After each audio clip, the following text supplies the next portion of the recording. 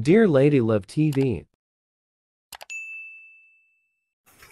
Billionaires Love Temptations. Tunghayan natin ang ika-4 na bahagi.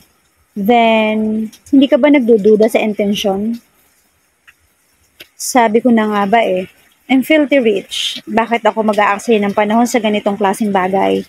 Don't you think there's a deeper reason behind this? Hindi niya sinabi rito ang tungkol sa provision ng abuelo niya na kailangan niyang pakasalan ng apo ni Nora kung sakalin single ito at available. Kung si Kyla talaga yung apo ng hinahanap niyang babae. Napagpasyahan ni Bright na dahan-dahanin na lamang yung relasyon dito kaysa sabihin agad dito yung totoo. After all, sa tingin niya ay hindi makabubuti kung agad niyang sasabihin ang gusto niya rito at ang gusto niyang pakasalan ito dahil lang gusto niya makuha ng kumpanya at ang kayamanan ng lolo niya. Tumawa ang dalaga at nakangiti muling tumingin sa labas. Nasa tabi sila ng clear glass partition at may maganda silang view ng metropolis. Makukulay ang mga ilaw ng sasakyan at mga bahay sa ibaba ng gusali. Kyla's face was serene as she looked at the city lights below. You're right. I'm sure you have deeper reasons why you're putting a lot of time and effort to do something like this. But you know what? I don't want to spend too much time getting suspicious about everything. Napaiwas siya ng tingin sa dalaga at tumitig din siya sa labas ng salamin. Hearing her talk like that was making him uncomfortable. HCM is life-threatening condition. Pero kung aalagaan mo yung sarili mo, hindi yun gaano kadelikado. Nananatili itong tahimik at ibinabalik niya ang titig dito. She was still smiling softly at the city lights below. Looking at her smiling without a care in the world, he found it difficult to believe that she had a serious illness. Yes, you're right. But let's not talk about that. Masigla itong umiti. So, bakit hindi nagkatuluyan lolo mo at yung one true love niya? Nanatili siyang nakatitig dito. Obviously, ayaw ng dalagang pag-usapan ang sakit nito. Marahil ay kailangan niyang irespeto at intindihin iyon. He was already engaged then. Katatapos lang ng World War II noon at bagsak ang negosyo ng pamilya. Lumaban siya sa mga Hapon at kinailangan niya magpahinga muna sa probinsya ng kaibigan niya na naroon sa Quezon dahil sa mga sugat niya. He met Nora there and there. They fell in love. But, as what I've said, he already engaged. My lola's family is rich and they're the only hope for my grandfather's failing company. So iniwan niya si Nora at bumalik siya sa Maynila para pakasalan yung fiancé niya roon. Lumungkot ang mga mata ng dalagang muli at muli itong tumitig sa labas ng bintana. Iniwan niya si Nora tapos ay sinulatan niya ito ng love letters na hindi na niya kayang ipadala. Puno ng lumbay ang tinig ni Kyla. Yes, that's sad. Nagkibit balikat siya. He never really thought much about it. Why did he want to find her now? Pinaglaro niya muli ang hawak na tinidor sa kanyang pasta habang nakatitig sa magandang mukha ni Kyla. She was still staring absent-mindedly outside the glass windows. She had a faraway look in her eyes and he could not help wondering what was going on inside her pretty head. He had a stroke last month. He's getting a little emotional perhaps. Isang maliit na ngiti ang gumapang sa mapupula nitong mga labi. Iyong ngiti na parang nagsasabi sa kanya na may alam ito na hindi niya alam. Have you read any of these letters? No, they're not mine. Wala akong karapatang basahin yon. Ilang letters yung meron siya? I'm not sure. Close to 100 I think. Ibinaling nito ang titig sa kanya at natagpuan ang sariling maingat na humihinga. She was really pretty. Hindi kagaya kagabi, wala itong masyadong makeup ngayon. Pero kitang-kita niya kung gaano kakinis at kalambot ang kutis nito. She had very expensive eyes. They were twinkling with joy and mirth. He really liked her cute nose too, and her lips. Lumunok siya at ibinalik ang tingin sa mga mata nito. So, see you next week then? Nakangiti ito sa kanya. Tumango siya at pinilit ang sariling huwag ialis ang tingin dito. Yes, I'll send you a text message to give you the details of our trip. Hindi ako sigurado kung gaano tayo katagal doon. Can you manage 2 weeks away from home at least? Nagkibit balikat ito. Sure, tumango siya.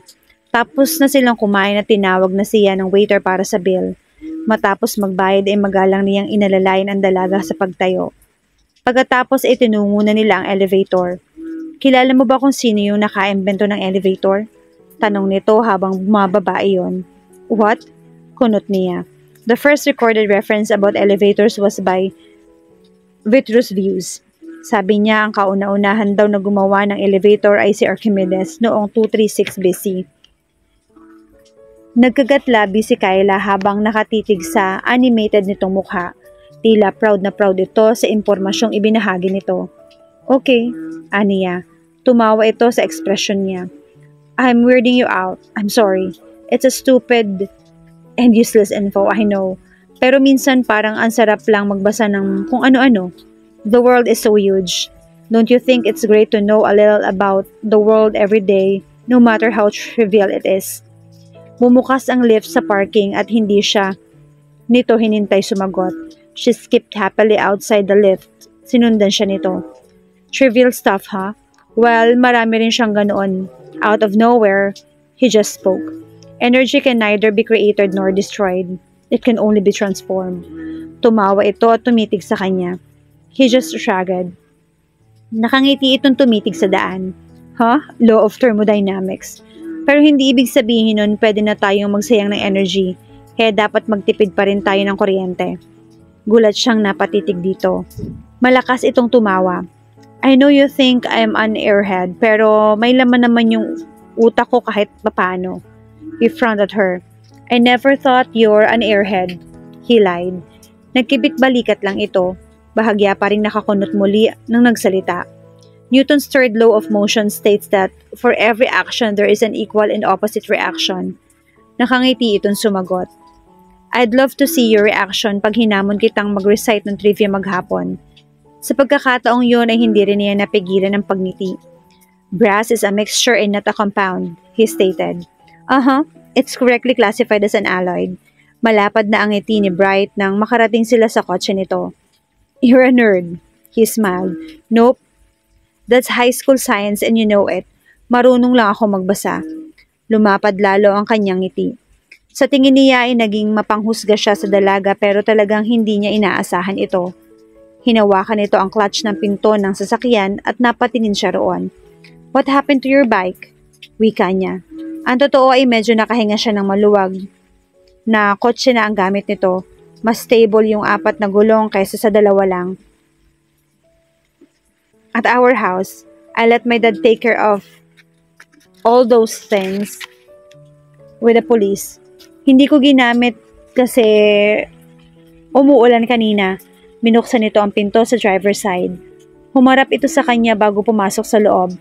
She smiled at him and he found himself smiling back at her. So, anito? Napakagatlabi ito at nagbaba ng titig. He swallowed as he stared at her soft plump lips. Tumaas ang tingin niya sa mga mata nito at nakita niyang namumula ang pisngi nito. Isang maliit na ngiti ang dumapo sa mga labi ng dalaga. Pinigil niya pero natagpuan niya ang sariling nakangiti rin dito. Humakbang ito palapit sa kanya at pinanood lang niya ito. Pinanood lang niya ang ikawit ni Kyla ang braso sa kanyang leeg. Gayon din, nang tumingkayad ito at inilapit ang mukha sa kanya. Pinanood niya ang pagpikit nito at natagpuan niya ang sariling pumipikit din ng mga mata. Then he felt her soft lips pressing against his. Pusang yumakap ang mga braso niya sa bewang nito. Her clean, warm scent enveloped him and he found himself getting ready. She opened her lips and found his tongue delving inside his mouth. Her taste flooded his senses and found himself hugging her tighter. She pressed her body closer to his frame and he felt her fingers running through his hair. He groaned, loving the way he touched him, loving the way she tasted and felt against him. Marahan niyang kinagat ang pang-ibabang labi nito at tumaing ito sa kanyang bibig. Their tongues danced, caressing and stroking. Hindi niya napigilan damahin ang pang-upo nito at idiin ang katawan niya rito. She gasped in the mouth and pressed herself closer to him. Pinilit niya ang sariling iiwas sa mga labi rito. Pareho silang hinihingal ng magputol ang halik. See you next week. Usal ni Kyla sa kanyang bibig bago siya marahang itinulak palayo. Pumasok ito sa loob ng sasakyan at binuhay na ang makina niyon. Matapos ang ilang sandali, minaniobra nito ang sasakyan palabas ng parking space. Nanatili lamang siyang nakatayo roon at pinapanood ang papalayo nitong kotse. Napapikit siya at naisuklay ang mga daliri sa buhok. What the hell was that? Napahugot siya ng hangin at napatitig sa sahig. Napamura si Bright sa sarili nang makita ang 6:00 na ng umaga.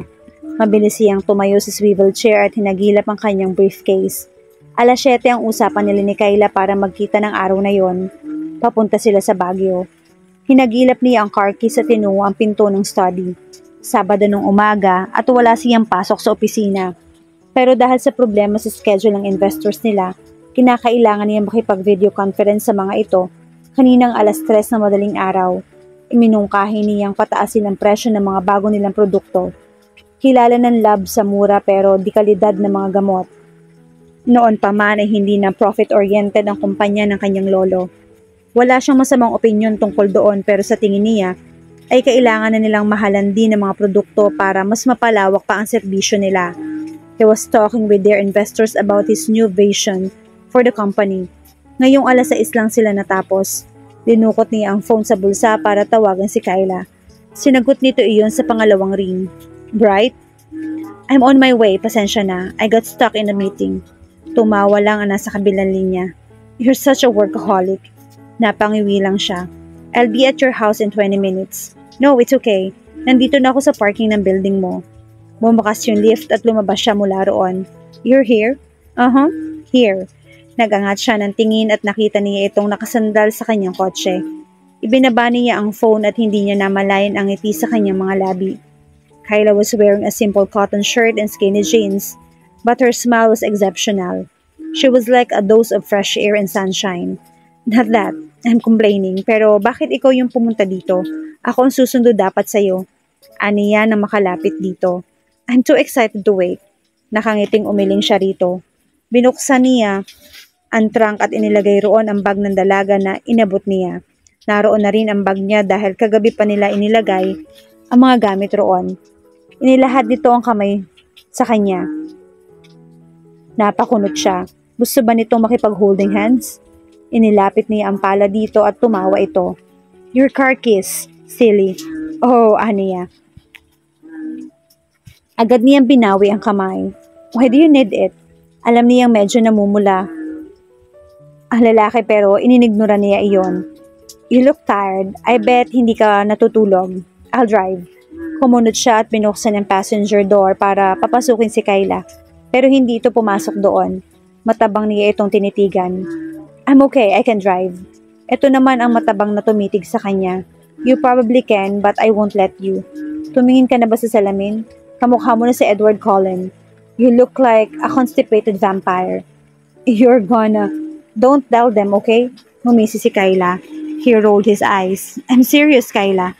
And I'm serious. Bright, you look like a hell. I'm not letting you drive. Give me the car keys, please. Hindi niya ito pinansin pero hindi pa rin ito nagpatalo. Mariin itong hinawakan ang braso niya. Kayla, he groaned. Bright, panggagaya nito. Gusto pa sana niya makipagtalo rito pero determinado ang mukha nito. Napabuntong hininga siya. Marahil ay mas tamang ito na nga magmaneho. Besides, he was really tired. Halos wala siyang tulog nitong nakaraang mga araw dahil kinailangan niyang tapusin ang mga maraming trabaho para makaalis siya ng 2 linggo. Baka madesgrasya lang siya kung pipilit niya ang gusto. Sakaling makatulog siya sa likod ng manibela. You have to wake me up by 10. Tapos magpapalit tayo at ako naman yung magmamaneho. Yes, sir. Ngiti nito at hinintay na iabot niya rito ang susi. Pagkabigay niya ng susi, pumasok na sila ng sasakyan. Binuhay nito ang makina at pinaandar ang kotse palabas ng parking area. You must have worked non-stop this past few days. To be free for 2 weeks, ha? Nakatitig si Kayla sa daan nang itanong iyon. Tinitigan nito na pinapanood ang pagtagos sa maagang sinag ng araw sa mga salaming bintana ng kanyang kotse. Pinaliguan niyon ng dalaga ng gininto ang liwanag. Sumandal siya sa backrest ng upuan habang nakatitig dito. Yes, I just had a 3-hour conference with our foreign investors this morning. Kanina lang ang free schedule naming lahat.